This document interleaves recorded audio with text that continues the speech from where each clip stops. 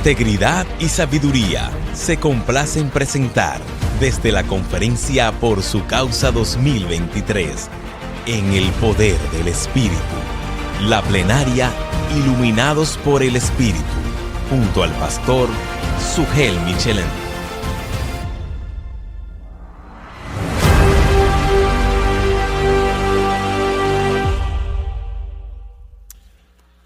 Mis hermanos, es un enorme placer estar de nuevo en Por Su Causa. Y estaba pensando todo el bien que el Señor ha hecho por medio de estas conferencias desde que comenzamos allá en Sanssouci. Ha sido largo el camino. Aquí estamos todavía predicando la palabra del Señor. Así que gracias, hermanos, por planificar esta conferencia que tanto viene hacia la Iglesia de Cristo en América Latina y creo que en muchas otras partes, porque los hispanos somos, no voy a decir una plaga, pero estamos en todas partes. Pero yo creo que más que una plaga estamos bendiciendo en muchos lugares, llevando el evangelio a muchos lugares. Así que es una tremenda bendición. Mis hermanos, leí recientemente que cada minuto nace un promedio de 300 bebés. Cada minuto. Eso significa unos 432,000 nacimientos al día. 432,000 nacimientos al día. A la luz de estas estadísticas, cualquiera diría que el nacimiento de un niño es un evento en cierto modo ordinario. Pero todo el que tiene cierto conocimiento de biología sabe muy bien que la gestación y el parto de un bebé es algo realmente extraordinario, no ordinario. Aunque eso suceda todos los días y con tanta frecuencia, no deja de ser impresionante que de la unión de un óvulo y un espermatozoide, dos cosas tan diminutas, se desarrolle un ser humano. Ahora, cuando ese bebé nace, él no tiene ni idea de todo el proceso que ha tenido lugar para que él viniera a la existencia. Y lo mismo podemos decir del nuevo nacimiento. Todos los creyentes que estamos aquí sabemos que en un momento dado vinimos a Cristo, depositamos nuestra fe en Cristo, nos arrepentimos de nuestros pecados, pero yo espero, mis hermanos, que todos aquí también sepamos que esa es solo una parte de la historia y de hecho ni siquiera es la parte más importante de la historia. Para que un pecador como tú y como yo, muerto en sus delitos y pecados, podamos poner nuestra confianza en Cristo y hacer de Cristo nuestro tesoro, como hablaba Justin hace un momento. El Espíritu Santo tiene que iluminar nuestro entendimiento, tiene que transformar radicalmente nuestro corazón. Y es precisamente acerca de ese tema que yo quisiera hablarles en esta última hora a la luz de 2 Corintios capítulo 3. Yo les pido por favor que vayan a la segunda carta de Pablo a los Corintios. Vamos a leer desde el versículo 18 hasta el capítulo 4, versículo 6. Dice así la palabra del Señor. Pero nosotros todos con el rostro descubierto, contemplando como en un espejo la gloria del Señor, estamos siendo transformados en la misma imagen de gloria en gloria, como por el Señor el Espíritu. Por tanto, puesto que tenemos este ministerio, según hemos recibido misericordia, no desmayamos, sino que hemos renunciado a lo oculto y vergonzoso, no andando con astucia ni adulterando la palabra de Dios, sino que mediante la manifestación de la verdad nos recomendamos a la conciencia de todo hombre en la presencia de Dios. Y si todavía nuestro evangelio está velado, para los que se pierden está velado, en los cuales el Dios de este mundo ha cegado el entendimiento de los incrédulos, para que no vean el resplandor del evangelio de la gloria de Dios, de Cristo, que es la imagen de Dios. Porque no nos predicamos a nosotros mismos, sino a Cristo Jesús como Señor, y a nosotros como siervos vuestros por amor de Jesús. Pues Dios, que dijo que de las tinieblas resplandeciera la luz, es el que ha resplandecido en nuestros corazones para iluminación del conocimiento de la gloria de Dios en la faz de Jesucristo. Siempre se ha dicho que un texto fuera de contexto viene a ser un pretexto. Así que, mis hermanos, antes de entrar directamente a ver lo que Pablo nos está enseñando aquí, veamos el contexto. El contexto de este pasaje es una comparación entre el antiguo y el nuevo pacto. Si leen el capítulo 3 de 2 Corintios, se van a dar cuenta que Pablo nos está hablando aquí de la gloria que tuvo el pacto antiguo, el pacto del Antiguo Testamento, y el nuevo pacto. El antiguo pacto es el que Dios hizo con su pueblo, con el pueblo de Israel en el monte Sinaí, mientras que el nuevo pacto es el que fue inaugurado por Cristo por medio de su obra redentora. Los dos pactos provienen de Dios y en ambos Él ha manifestado su gloria. Pero el argumento de Pablo es que en el nuevo pacto la revelación de esa gloria y su impacto en nosotros es muchísimo mayor.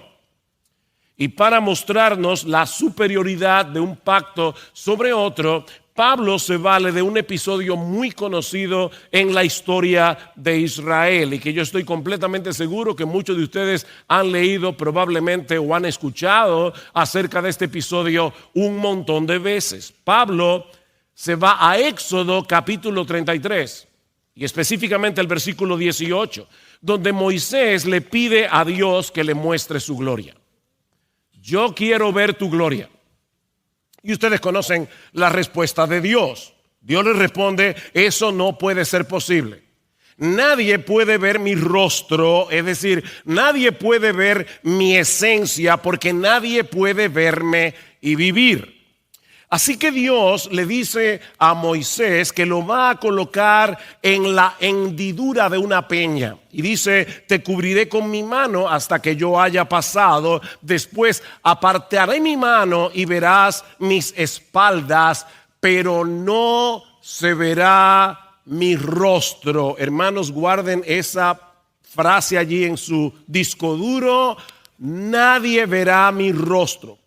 Por supuesto, Dios no tiene espaldas, Dios no tiene manos, porque Él es espíritu, dice el mismo Jesús en Juan capítulo 4, versículo 24. Pero Él le está hablando a Moisés en términos que él pueda entender. Esto es lo que en la Biblia se llama un lenguaje antropomórfico. Dios está hablando en un lenguaje que tú y yo podamos comprender, un lenguaje accesible a nosotros, para hacerle ver a Moisés que solo puede tener una visión parcial de su gloria.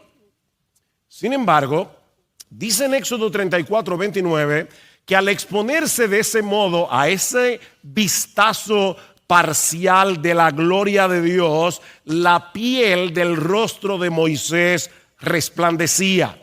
Tanto así que él tuvo que ponerse un velo sobre su cara, porque los hijos de Israel tenían temor de acercarse a Moisés. Y ahora Pablo nos dice en 2 Corintios capítulo 3 que ese velo en el rostro de Moisés es una ilustración del velo espiritual que los incrédulos tienen en su corazón y que no les permite ver la gloria de Jesucristo tal como es revelada en las Escrituras. Noten el capítulo 3, versículo 14. Pero el entendimiento de ellos se endureció. La Biblia de la Reina Valera del 60 dice se embotó, porque hasta el día de hoy en la lectura del antiguo pacto el mismo velo permanece sin alzarse, pues solo en Cristo ese velo es quitado. Y hasta el día de hoy, cada vez que se lee a Moisés, un velo está puesto sobre sus corazones. Ese trozo de tela en la cara de Moisés vino a ser una representación de la obstinación del pueblo de Israel en particular y de todos los incrédulos de manera general. Así que mi primera enseñanza, lo primero que yo quiero ver de este pasaje que vamos a considerar en esta hora, es el obstinado corazón de los incrédulos que no les permite ver la gloria de nuestro Señor Jesucristo. No solamente el corazón del pueblo de Israel estaba embotado, es que todos nuestros corazones antes de venir a Cristo estaban en la misma condición.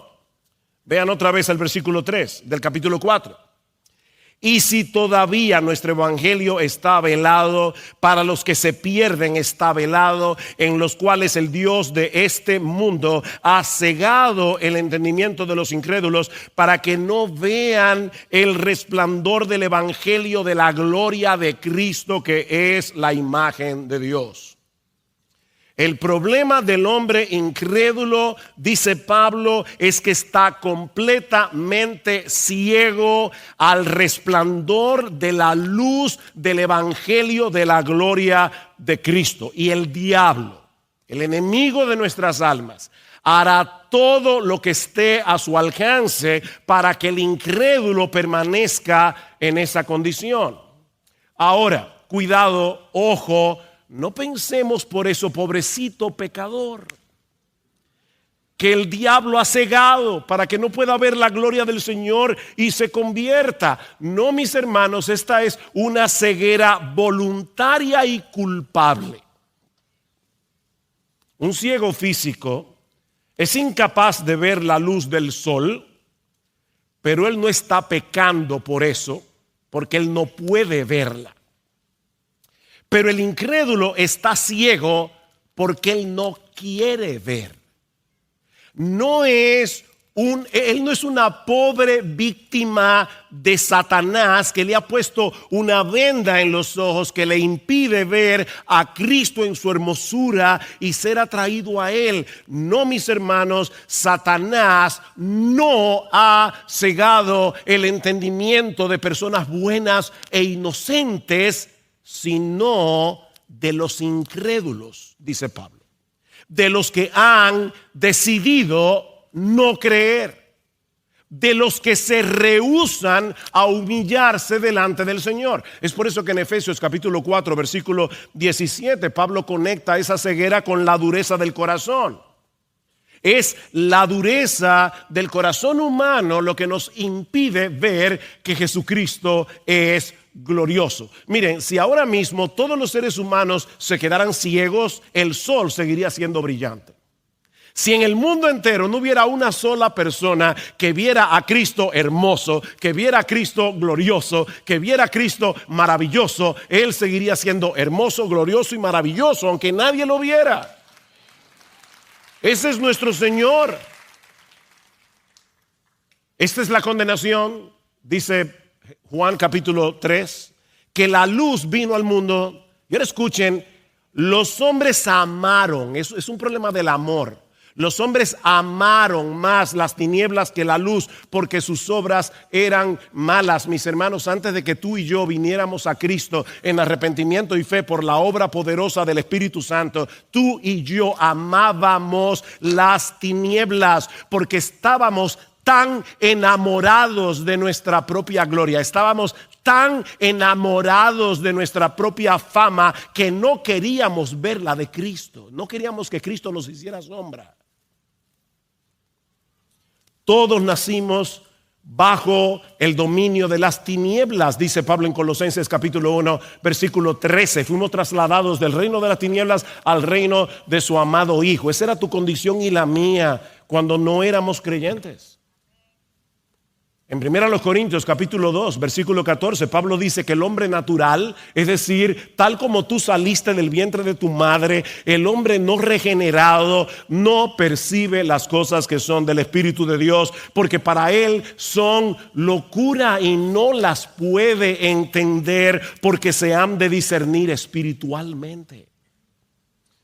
Por supuesto, hay teólogos impíos que leen la Biblia y pueden llegar a comprender intelectualmente ciertas verdades de las Escrituras. Un teólogo impío puede creer que existe una Trinidad, puede entender que la Biblia habla de Dios Padre, Dios Hijo, Dios Espíritu Santo. Un impío puede entender que Jesucristo murió en la cruz por nuestros pecados. Sin embargo, somos incapaces, aún sabiendo eso, de percibir la hermosura de Dios y ser movidos a dejar de confiar en nosotros mismos para confiar únicamente en Cristo para el perdón de nuestros pecados. Y somos incapaces de hacer eso porque no queremos que Cristo se lleve la gloria. Nosotros queremos llegar al cielo. Yo no sé cómo es en otros países de América Latina, pero aquí en República Dominicana yo no sé por qué las personas le ponen letreros a los camiones. Hay algunos camiones que uno de los letreros favoritos es mi propio esfuerzo. Bueno, tú no vas a llegar al cielo manejando un camión que diga mi propio esfuerzo. Porque, como hemos dicho muchas veces, la salvación, no me miren como un hereje, la salvación es por obras, pero no por la tuya ni por la mía, sino por la de Jesús. Es por la obra de Él. Así que es por Cristo que vamos a llegar al cielo. Pero como nosotros no queremos que Él se lleve la gloria en nuestra salvación, preferimos seguir tratando de hacerlo por nuestro propio esfuerzo. Así que, mis hermanos, se trata de una ignorancia obstinada, de una total insensibilidad a la verdad divina. ¿Hay esperanza para el pecador? Sí. Pablo sabía que a pesar de que esa es la condición del hombre sin Cristo, hay esperanza para el pecador, porque él mismo estuvo en esa condición cuando era un fariseo. Él era uno de esos judíos que leía el Antiguo Testamento y no podía ver allí la gloria de Cristo por causa del velo que él tenía en su entendimiento, hasta que el mismo Cristo se encontró con él camino a Damasco y con el brillo de su gloria lo transformó de tal manera que este hombre llamado Saulo dejó de ser un pecador, perseguidor de la iglesia, y vino a ser el apóstol Pablo. Así de poderoso es el brillo de la gloria de Jesús. Y aunque esa clase de encuentro es irrepetible, lo que le sucedió a Pablo es exactamente lo mismo que ocurre en todos nosotros cuando el Espíritu Santo ilumina nuestro entendimiento. Y eso nos lleva a nuestro segundo encabezado. Ya vimos la obstinada ceguera del corazón humano. Veamos ahora en segundo lugar la obra iluminadora del Espíritu en la conversión. Todos los creyentes, mis amados hermanos, pasamos por una experiencia similar a la de Pablo.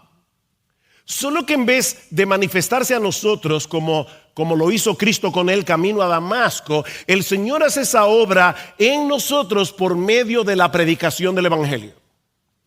Así que no estés esperando ningún encuentro extraordinario.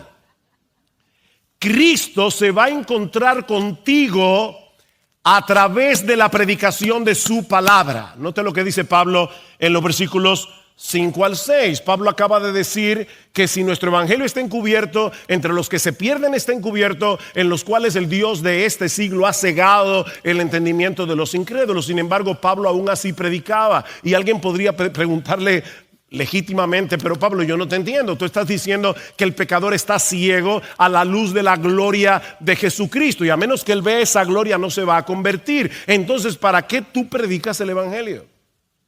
Versículo 5. Porque no nos predicamos a nosotros mismos, sino a Cristo Jesús como Señor y a nosotros como vuestros siervos por amor de Jesús. ¿Saben por qué yo predico? Pues Dios, que dijo que de las tinieblas resplandeciera la luz, es el que ha resplandecido en nuestros corazones para iluminación del conocimiento de la gloria de Dios en la faz de Jesucristo.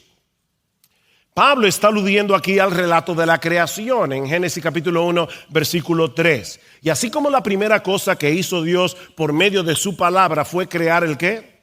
La luz, sea la luz, así lo primero que hace Dios en el pecador por medio de su palabra predicada es iluminar nuestro entendimiento para que seamos capaces de ver, de saborear con deleite la gloria de Dios en la faz de Jesucristo. En Génesis 1:3 Dios dijo: sea la luz, y la luz fue hecha.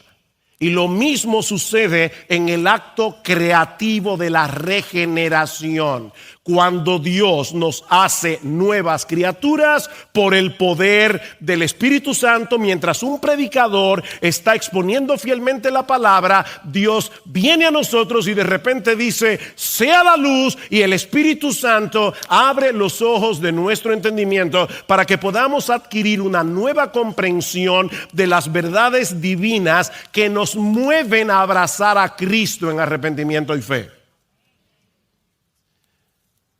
De paso, ¿se dan cuenta, mis hermanos, de lo trágico que es que sustituyamos la predicación de la palabra de Dios en nuestros cultos por otras cosas que parezcan más potables y más entretenidas para los incrédulos? Pastores, predicadores, hermanos amados, nosotros podemos llenar nuestros edificios con programas y cultos más entretenidos y espectaculares, pero ninguna de esas cosas puede resucitar a un muerto. Eso solo puede hacerlo el Espíritu Santo. Y Él lo hace por medio de su palabra. Es en el contexto de la predicación del Evangelio que el Espíritu Santo resplandece en nuestros corazones para iluminación del conocimiento de la gloria de Dios en la faz de Jesucristo. Y cuando esa luz resplandece en nuestros corazones para recibir su palabra predicada, pasamos de muerte a vida, nuestra incredulidad se convierte en fe y nuestra rebeldía en obediencia. Así de poderoso es el rayo de la luz de la gloria de Jesucristo que se revela en el Evangelio. Entonces comenzamos a ver a Cristo con tal hermosura, lo vemos con tal esplendor, lo vemos tan maravilloso que somos eficazmente atraídos hacia Él para deleitarnos en Él por encima de las cosas creadas. Dice Jonathan Edwards, ese gran predicador de la palabra del siglo XVIII, que el primer efecto de la obra regeneradora del Espíritu, es darle al alma la capacidad de gustar la hermosura y dulzura de la suprema excelencia de la naturaleza divina. Dejamos de adorarnos a nosotros mismos para venir a ser adoradores del Dios vivo y verdadero. El mismo Espíritu que inspiró las Escrituras abre nuestro entendimiento para que comencemos a comprender las Escrituras, pero con una nueva percepción espiritual de las verdades que allí se revelan, una percepción que no teníamos antes. Es entonces cuando podemos ver lo que nunca antes habíamos visto. Que nuestro Señor Jesucristo posee una gloria que lo hace el ser más atractivo de todo el universo. Que no hay nadie como Él. Por supuesto, mis hermanos, al momento de la conversión no estábamos conscientes de esa obra previa de Dios en nosotros, así como el bebé recién nacido no sabe cómo fue que él vino a la existencia. Pero por la Biblia, ahora nosotros sabemos que eso fue lo que sucedió. Mi esposo y yo estábamos recientemente en Sevilla e hicimos un recorrido de el recorrido que hacían los condenados en la Inquisición, desde la cárcel donde eran juzgados hasta el quemadero donde eran quemados públicamente. Y el historiador con el que andábamos nos decía: yo quiero que ahora nosotros aprovechemos frente a este lugar tan icónico de España, de Sevilla, yo quiero que nosotros ahora cantemos: he decidido seguir a Cristo, no vuelvo atrás, no vuelvo atrás. Fue un tiempo realmente muy emocionante cantar he decidido seguir a Cristo en ese punto allí. Ahora déjenme hacerles una pregunta, porque lo pensé en el momento que estaba cantando todo emocionado. ¿Es correcto que nosotros cantemos yo he decidido seguir a Cristo? Sí, es correcto. Es correcto. Yo fui que decidí seguir a Cristo. Lo que pasa es que a ese corito le faltan estrofas. Porque nosotros deberíamos cantar he decidido seguir a Cristo, no vuelvo atrás, porque el Padre me ha elegido. Por eso he decidido seguir a Cristo, porque el Espíritu me ha iluminado, porque el Hijo me ha dado vida. O sea que hubo una obra previa para que yo llegara a ese punto en el que yo decidí seguir a Cristo. Y esa obra previa fue la obra regeneradora del Espíritu Santo. La conversión a Cristo, mis hermanos, es un milagro. Es un milagro. Eso solamente puede hacerlo Dios. Dios tiene que abrirnos el entendimiento. Dios tiene que iluminar nuestras mentes. Dios tiene que cambiar nuestros corazones de piedra en corazones de carne para que podamos verlo en su gloria superlativa con los ojos de la fe. Eso solo puede hacerlo Dios. ¿Ustedes recuerdan cuando Jesús en Mateo 16 le preguntó a sus discípulos: ¿quién dicen los hombres que soy yo? Y ellos le dijeron: bueno, algunos dicen que tú eres Juan el Bautista, otros que tú eres Elías, otros Jeremías o alguno de los profetas. Y ahí Jesús les dijo: ¿y ustedes? ¿Y ustedes? ¿Qué piensan de mí? Respondiendo Simón Pedro dijo: tú eres el Cristo, el Hijo del Dios viviente. Wow, amén. Qué inteligente eres, Simón. Lo que ni los fariseos, ni los eruditos de Israel, que conocen tan bien las Escrituras, han podido ver, tú te la llevaste al vuelo. Qué tipo más agudo. Bienaventurado eres, Simón, hijo de Jonás, porque eso no te lo reveló carne ni sangre, sino mi Padre que está en los cielos. Porque nadie conoce al Hijo sino el Padre, nadie conoce al Padre sino el Hijo. Y a quien el Hijo se lo quiera revelar. Dios tiene que tomar la iniciativa. Pedro, tú eres un bendito de Dios. Eres un bendito. Porque el Padre te amó. Y porque te amó desde antes de la fundación del mundo, Él te quiso revelar a ti lo que no le ha revelado a esos fariseos orgullosos. Te lo reveló a ti. Por eso eres un hombre bienaventurado. Mi hermano amado, yo no sé con qué condición tú llegaste aquí a esta conferencia, cuántas cargas tienes en tu corazón, pero déjame decirte algo. Si tú eres un cristiano, si tú eres una cristiana, tú eres la persona más bendita del planeta. Dios quiso vencer, Él quiso y decidió vencer tu ceguera voluntaria y obstinada para que ahora puedas ver. ¿Recuerdas lo que le pasó a Lidia en Hechos capítulo 16? El apóstol Pablo va al río, se encuentra un grupo de mujeres orando al Señor, y mientras Pablo estaba predicando, dice Lucas, el Señor abrió el corazón de Lidia para que recibiera lo que Pablo decía. Dios le hizo a Lidia una operación de corazón abierto. Y solo así pudo creer. Y lo hizo contigo y contigo y contigo y contigo y con todos los creyentes que están en este salón.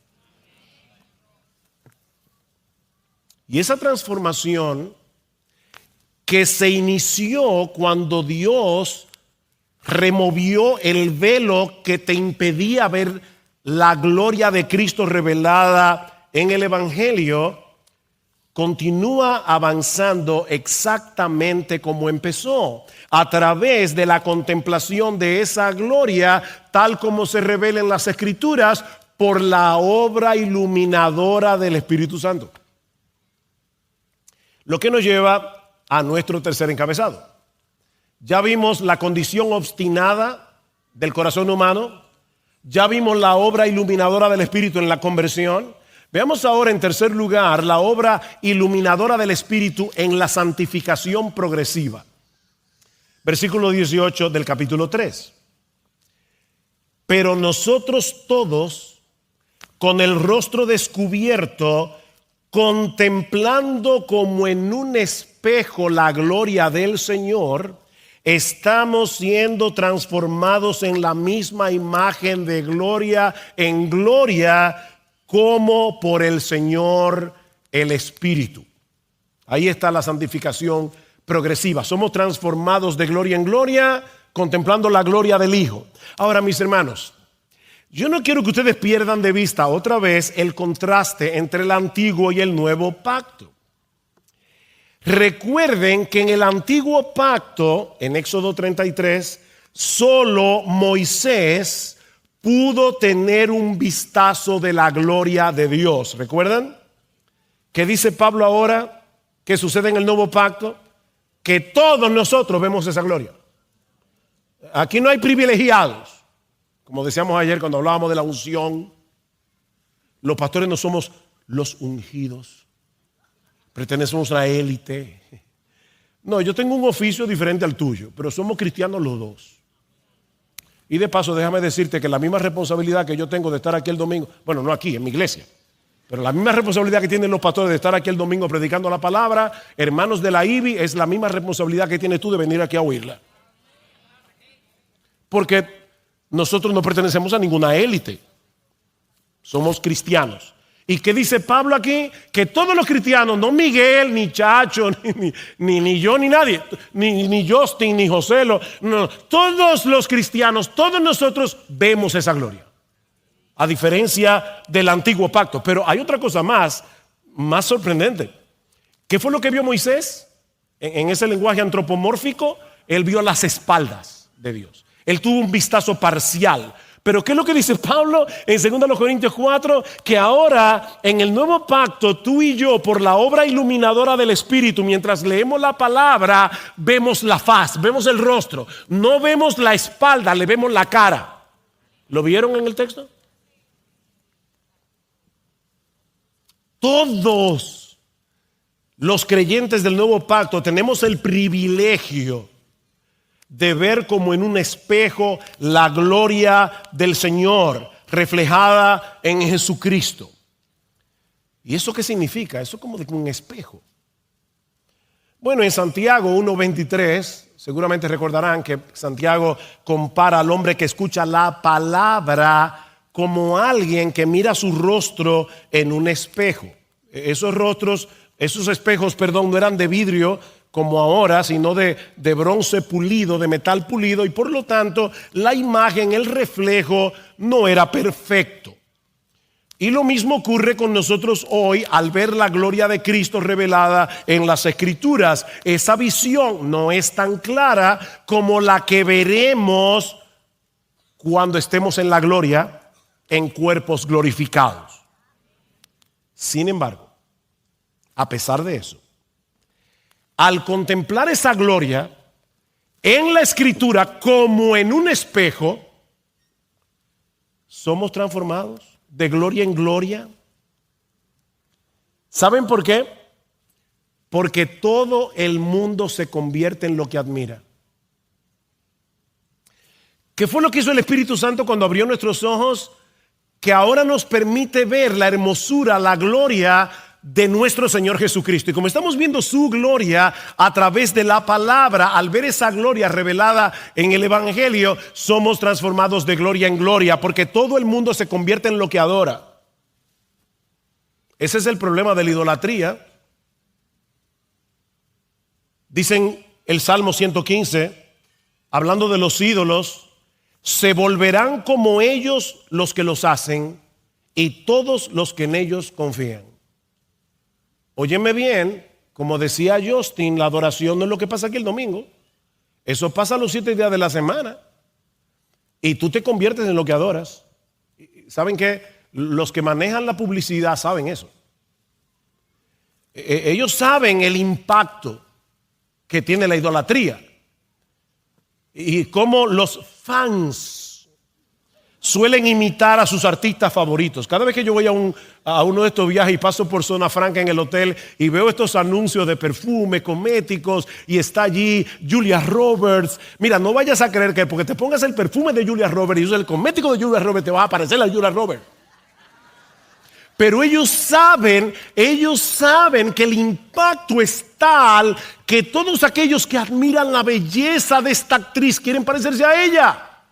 Bueno, mis hermanos, lo que estamos diciendo aquí es que nosotros admiramos a Jesús y contemplamos su gloria en su palabra. Y como admiramos a Jesús y nos deleitamos en Jesús y lo vemos a Él más hermoso que nada de lo que existe en el universo, al contemplar esa gloria somos transformados de gloria en gloria como por el Espíritu del Señor, porque nos convertimos en lo que adoramos.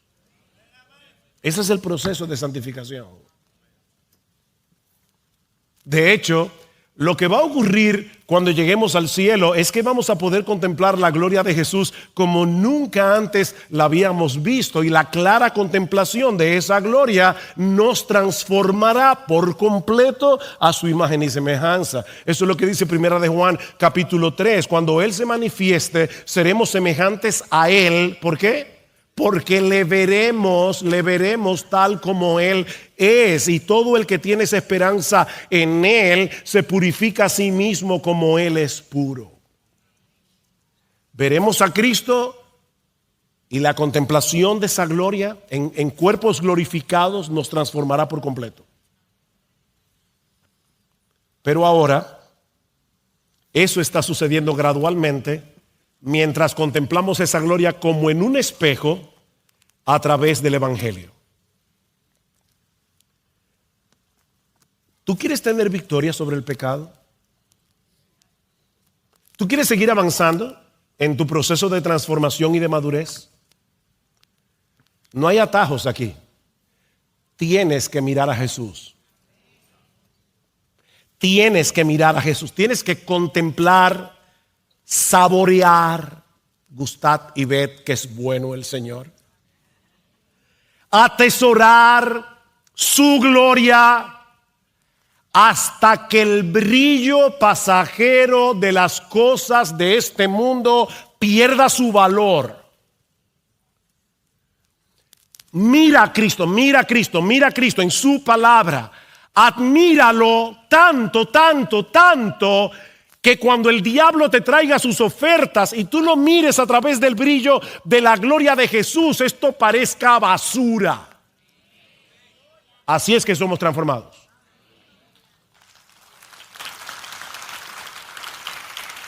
Pero eso es imposible. O sea, no podemos ver a Cristo y crecer en la percepción que tenemos de su hermosura leyendo su palabra sin la obra iluminadora del Espíritu. Necesitábamos esa obra cuando éramos impíos y estábamos en tinieblas, pero la necesitamos todavía siendo creyentes. ¿Qué le pide el salmista al Señor en el Salmo 119? Abre mis ojos y miraré las maravillas de tu ley. El salmista sabía que podemos leer la palabra usando nuestro conocimiento de la gramática y tratar de entender el significado del texto, Pero él quería más que eso. Él quería ver las maravillas reveladas en este libro. Las maravillas. ¿Y qué son esas maravillas? Otra vez cito a Jonathan Edwards. El salmista se refiere, dice él, a las maravillosas manifestaciones de la gloria y las perfecciones divinas presentes en los mandamientos y doctrinas de la palabra. Eso es lo que él quiere ver. Tú y yo necesitamos ver las maravillas que Dios ha revelado de sí mismo, que Dios ha revelado de su obra en su palabra. Pero para eso necesitamos que Él siga abriendo nuestros ojos. Necesitamos más visión. Para que un ciego vea las estrellas, él necesita dos cosas. Primero, visión y un telescopio. Bueno, los creyentes que estábamos ciegos, recuerdan, ahora podemos ver esa estrella de la mañana resplandeciente de Jesucristo, porque tenemos visión, el Espíritu Santo nos iluminó, y tenemos el telescopio. Aquí está. Pero todavía necesitamos cada día una visión más clara, más clara, más clara. Hace 2 años, mi oftalmólogo me dijo, mira, ya no puedo más contigo, ya estoy tratando de degradar los lentes y ya no se puede porque tú necesitas una operación. Tienes el cristalino, el lente que trajiste de fábrica está dañado y tienes catarata, así que necesito ponerte un implante aquí. Y bueno, no tengo de otra. Vamos a la operación. Yo no tenía ni idea de lo mal que yo estaba viendo. Cuando me hicieron esa operación y yo por fin pude ver el cielo azul, decía Gloria, le decía a mi esposa, yo no sabía, no me estaba dando cuenta que el cielo era tan azul. Yo necesitaba una operación. Ahora, yo no estaba ciego, pero yo necesitaba que mis ojos funcionaran mejor. Lo que yo estoy diciendo, mis hermanos, es que tú y yo tenemos catarata en los ojos del alma. Y nosotros, siendo creyentes, tenemos catarata. Y necesitamos que el Espíritu Santo siga abriendo nuestros ojos espirituales. No para revelarnos nuevas verdades, sino para enseñarnos las maravillas que Él ya reveló y que están escritas en este libro. Eso era lo que Pablo pedía por los creyentes en Éfeso. Pablo les dice, óyeme, yo le oro al Dios de nuestro Señor Jesucristo, el Padre de gloria, que os dé espíritu de sabiduría y de revelación en el conocimiento de Él, alumbrando los ojos de vuestro entendimiento. ¿Estaban estos efesios, estos creyentes ciegos? No, ellos ya veían, ya el Espíritu Santo los había iluminado, pero Pablo está diciendo, todavía necesitan más visión, necesitan más visión. Y yo le pido al Señor en oración que siga abriendo los ojos de vuestro entendimiento. ¿Saben para qué? Para que sepáis cuál es la esperanza a la que Él os ha llamado, cuáles las riquezas de la gloria de su herencia en los santos y cuál la supereminente grandeza de su poder para con nosotros los que creemos según la operación del poder de su fuerza, un poder que operó en Cristo resucitándole de los muertos y sentándole a la diestra del Padre en los lugares celestiales. O sea, tú y yo necesitamos vivir a la luz de la esperanza que ahora tenemos en Cristo. Tú y yo necesitamos vivir a la luz de las riquezas de la gloriosa herencia reservada para nosotros en los cielos. Y tú y yo necesitamos estar conscientes de la supereminente grandeza del poder de Dios que está a nuestra disposición para que podamos luchar eficazmente contra el pecado, para que podamos seguir desarrollando el carácter de Cristo. El diablo te dice que tú no puedes. El diablo te dice que para ti no hay esperanza. Pablo dice, por inspiración del Espíritu Santo, que sí puedes, porque el poder que resucitó a Jesucristo de los muertos, el poder que sentó a Jesucristo en los lugares celestiales, está disponible para ti. Nosotros necesitamos saber eso. Ahora, ¿saben qué? Todo eso ya fue revelado en la Biblia. Todo eso está aquí. Pero la comprensión, la asimilación de esas verdades requiere de la obra iluminadora del Espíritu. ¿Saben por qué? Yo les decía a ustedes que todos nosotros tenemos catarata. El pecado todavía mora en nosotros y el pecado en cierto grado todavía oscurece el entendimiento. Tú y yo tenemos que vencer prejuicios del corazón para dejar de competir con la gloria de Jesús.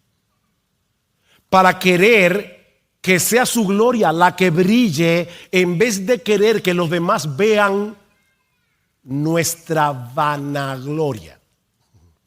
La Biblia es tan precisa, ¿verdad? Que a nuestra gloria le llama vanagloria. O sea, una gloria vana. O sea, una gloria hueca. O sea, una gloria que no es gloria. Que tú no eres el ser extraordinario que tú crees que eres. Ni yo tampoco. Pero para eso necesitamos la obra iluminadora del Espíritu. Esos prejuicios deben ser vencidos para que podamos entender y aceptar ciertas doctrinas. ¿A ti no te ha pasado que leyendo la Escritura y leyendo acerca del infierno, de repente lo sientes demasiado fuerte? ¿Es porque tú eres más bueno que Dios? ¿O es porque el pecado que mora en ti te impide ver la justicia de Dios con tal claridad que tú entiendas que todo aquel que pisotea esa gloria merece el infierno? Eso es prejuicio. Necesitamos luz para obedecer sus mandamientos, entenderlos y obedecerlos. Y eso es lo que hace el Espíritu de Dios mientras leemos la palabra que Él inspiró. Mira, mi hermano, y yo sé que es tarde, estamos cansados, pero escucha esto para que seas agradecido. Si tú estás leyendo la Biblia y eres capaz de entender lo que lees y aceptas con gozo el contenido de lo que estás leyendo y aprecias más a Cristo y su Evangelio y tienes un mayor deseo de hacer la voluntad de Dios y tu esperanza y tu confianza se fortalecen leyendo la Biblia, dale gracias al Señor ahí mismo. Porque eso solo fue posible por la obra iluminadora del Espíritu en ese momento.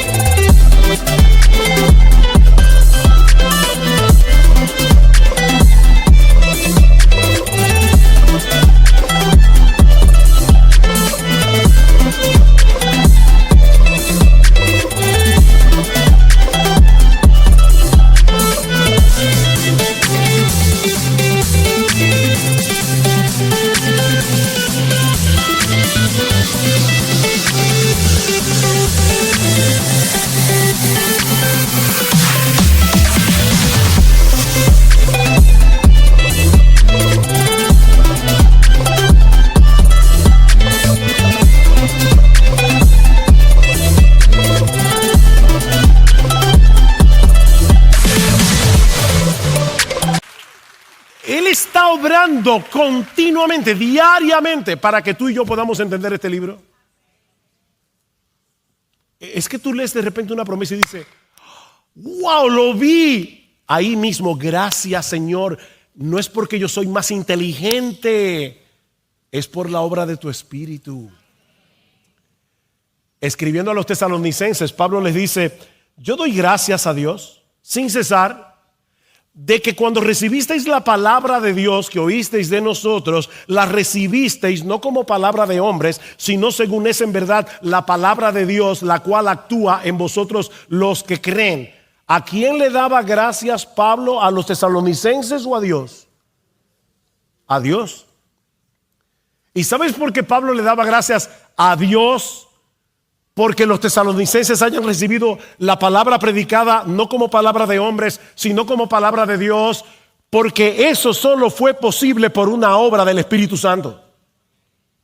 De lo contrario, nosotros diríamos, como dicen muchos miembros de las iglesias, eso es lo que dice Miguel. Eso es lo que dice José Agüero. No, óyeme, si tus pastores te están demostrando con argumentos que eso es lo que el texto bíblico realmente dice, eso no es palabra de hombres, eso es palabra de Dios.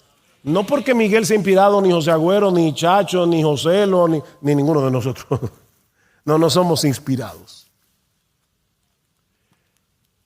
Pero la predicación de la palabra de Dios es la palabra de Dios, dice el Catecismo de Heidelberg. La predicación fiel de la palabra de Dios es la palabra de Dios. Pablo daba gracias a Dios, no a los tesalonicenses. En conclusión, y parafraseando al autor de Eclesiastés, el fin de todo discurso oído es este: tú y yo necesitamos la obra del Espíritu para ser salvos. Tú y yo necesitamos la obra del Espíritu para ser santos. Eso es todo lo que yo he querido demostrar en esta noche. Sí, es nuestra responsabilidad leer la Biblia con atención. Es nuestra responsabilidad hacer todo el esfuerzo y aplicar las reglas de interpretación bíblica correctas para entender el texto bíblico. Tú y yo tenemos una responsabilidad. Por eso Pablo le dice a Timoteo: Timoteo, considera lo que digo. ¿Sabe lo que dice el texto? Literalmente en el griego: Timoteo, dale mente a lo que digo, y el Señor te dará entendimiento en todo. ¿Ven? Yo hago mi esfuerzo de entender, dale mente, y en ese esfuerzo el Señor te dará entendimiento, porque Dios no ha prometido bendecir a vagos. Pastores, el Señor no ha prometido bendecir a vagos. Sé que ustedes han oído seguro la historia del pastor que vivía al lado de su casa, de la iglesia, y que preparaba el sermón yendo camino de su casa a la iglesia. Y los hermanos lo mudaron a 10 kilómetros de la iglesia, porque así no se puede. Dale mente, preparar un sermón toma tiempo. Estudiar la escritura para cualquier cristiano toma tiempo. Timoteo, procura con diligencia presentarte a Dios aprobado, como un obrero que no tiene de qué avergonzarse, que traza bien la palabra de verdad. Así que nosotros tenemos que poner nuestra mente, nuestras capacidades intelectuales, cada cual según lo que el Señor le dio, para poder entender este libro. ¿Y sabe lo que dice la Biblia? Que este libro hace entender a los simples.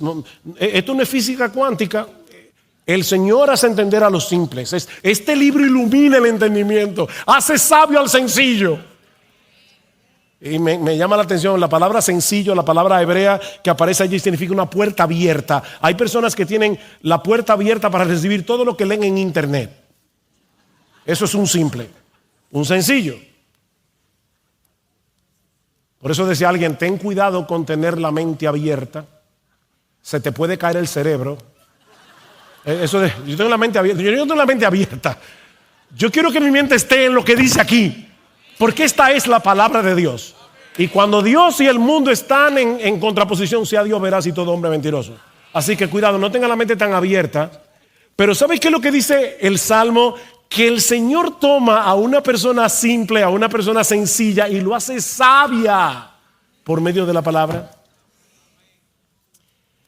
Así que sí, tú y yo necesitamos responsablemente leer la Biblia, pero el gozo, la obediencia, el deleite, el consuelo, la amonestación, la esperanza, el aliento, la fortaleza que derivamos de nuestra lectura de las Escrituras solo será posible mientras leamos, meditemos y estudiemos la Biblia en dependencia del Espíritu Santo.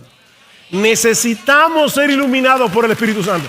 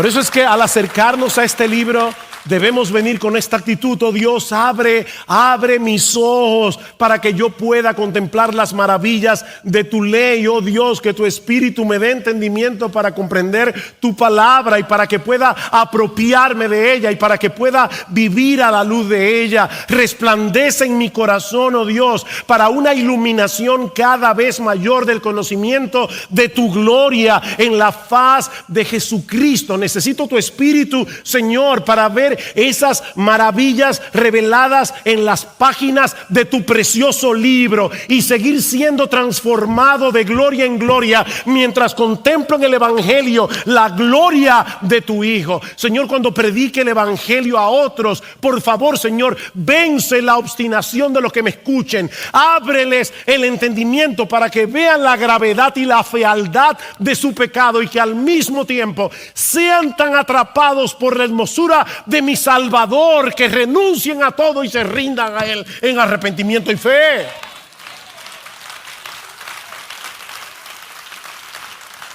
Oh, mis hermanos, que el Espíritu Santo se derrame con poder sobre este auditorio, para que la palabra predicada, no solamente ahora, todo lo que ustedes han escuchado a lo largo de este fin de semana y lo que van a escuchar mañana, obre eficazmente en cada corazón.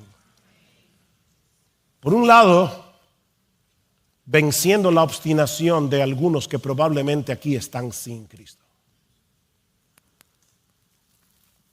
o que sean atraídos hoy de la muerte a la vida y que vengan a Cristo en arrepentimiento y fe, y que ese mismo Espíritu obra en nosotros los creyentes para que tengamos una visión más brillante y deleitosa de la gloria de Dios en Cristo, de tal manera que contemplando esa gloria sigamos siendo transformados de gloria en gloria en la misma imagen, como por el Espíritu del Señor. El Señor bendiga su palabra. Amén.